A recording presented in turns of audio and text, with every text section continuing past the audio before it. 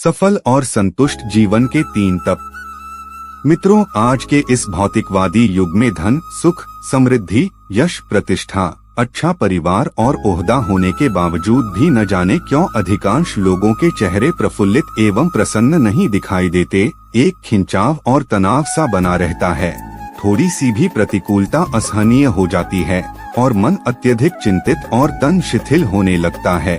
एक असमंजस के शिकार होते देर नहीं लगती। न जाने क्यों हम भूल जाते हैं कि मन के जीते जीत है और मन के हारे हार। दरअसल जीवन का हर क्षण एक दैवी आनंद, स्फूर्ति और प्रेरणा से भरपूर हुआ करता है। शायद हम उसे ही जीना चाहते हैं। सच मानिए, हम उस आनंदमय जीवन के ही अधिकारी हैं। बस अपने कर्तव्य कर्म के पथ पर चलते हुए हमें तपस्वी बनना होगा। यही आदेश है उन करुणा सागर, महान पथ प्रदर्शक एवं योगेश्वर भगवान श्री कृष्ण का, जिन्होंने मोहग्रस्त अर्जुन को कर्तव्याभिमुख करने के लिए श्रीमद् भगवद गीता का उपदेश देते हुए कहा था कि सफल और संतुष्ट जीवन जीने के लिए मानव को 3 तप करते रहना होगा। वे 3 तप हैं: शारीरिक, वाङ्मय अर्थात वाणी का, तथा मानसिक तप। वस्तुतः तपाचरण का अर्थ मात्र शारीरिक उत्पीड़न नहीं होता, अपितु इसका प्रयोजन तो अपनी शक्तियों का संचय करके और फिर उन्हें रचनात्मक कार्यों में प्रयोग करके आत्मविकास एवं आत्म साक्षात्कार करना होता है। अपने नैतिक विकास के लिए हमारा यह कर्तव्य बनता है कि हम अपने आराध्य आदर्श अथवा इष्ट या लक्ष्य के प्रति श्रद्धा, भक्ति, आदर एवं सम्मान का भाव रखें तथा जिन सत्पुरुषों ने इस आदर्श को प्रस्तुत किया, उन विद्वानों, आत्मानुभवियों, उपदेष्टा गुरुओं तथा इस आदर्श के अनुमोदक ज्ञानीजनों के प्रति भी सदैव हृदय से कृतज्ञ रहें। दूसरे, हमें चाहिए कि शारीरिक स्वच्छता के साथ साथ हम अपने व्यवहार को भी सरल बनाने का यथासंभव प्रयास करते रहें, क्योंकि हमारा कुटिल व्यवहार हमारे व्यक्तित्व को विभाजित करके हमारे मानसिक संतुलन और शारीरिक सामर्थ्य के लिए खतरा बन सकता है। तीसरे, इंद्रिय नियंत्रण और अहिंसा में निष्ठा आदि को शारीरिक तप की संज्ञा दी गई है। दरअसल हमारे पास स्वयं को अभिव्यक्त करने का जो सबसे सशक्त माध्यम है, वह है हमारी एक कर्मेंद्रिय, हमारी वाणी, जो हमारी बौद्धिक पात्रता, मानसिक शिष्टता तथा शारीरिक संयम की सूचक हुआ करती है। यही कारण है कि वाणी के सतत क्रियाशील रहने से हमारी शक्ति का सबसे अधिक अपव्यय होता है और इसके संयम से ही एक बड़ी मात्रा में अपनी शक्ति का संचय भी किया जा सकता है। लेकिन इसका अर्थ यह कदापि नहीं है कि हम मौन रहकर आत्मनाश या फिर पर उत्तेजन का कारण बनते रहें।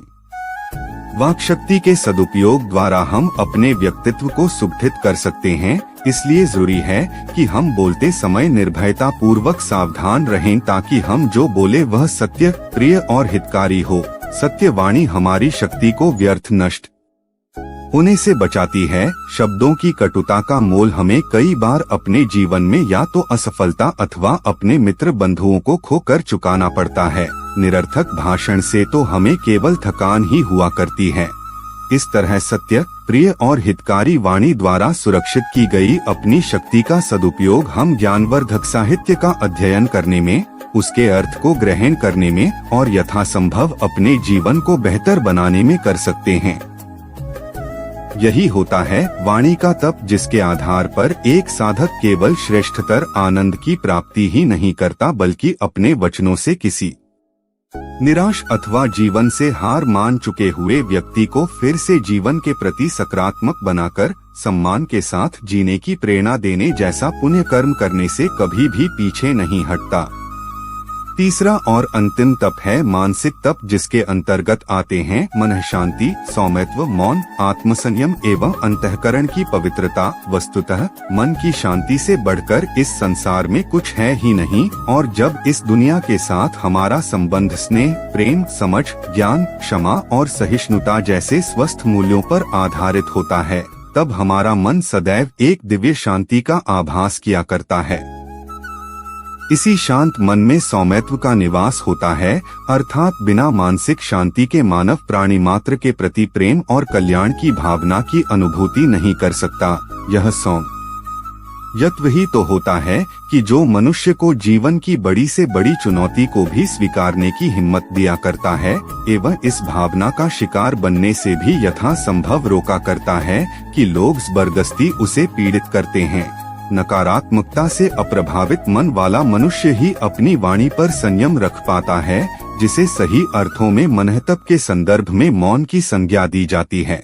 अब जब हम विवेक और सजगता पूर्वक अपने आप को वश में रखते हैं, तब यही आत्मसंयम हमें उन पवित्र विचारों और भावनाओं का पात्र बनाने लगता है जो हमें अपने उद्देश्यों की पवित्रता बनाए रखने में मदद करती हैं।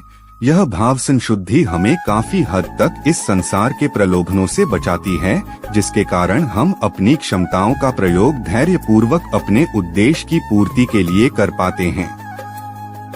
मित्रों, अंततः मैं यही कहना चाहती हूँ कि श्रीमद् भगवद गीता में वर्णित इस तप के आचरण द्वारा हम अपने जीवन में तनाव, चिंता, भय, असंतोष और अशांति से काफी हद तक बचने के साथ साथ अप्रत्यक्ष रूप से बिना अपने कर्मों के लिए दूसरों पर दोषारोपण किए प्रसन्नचित रहकर वर्तमान में जीने की कला में भी प्रवीण होने लगते हैं, और इस तरह मनुष्य होने की तृप्ति का आभास ही हमारे चिंतन का केंद्र बन जाता है।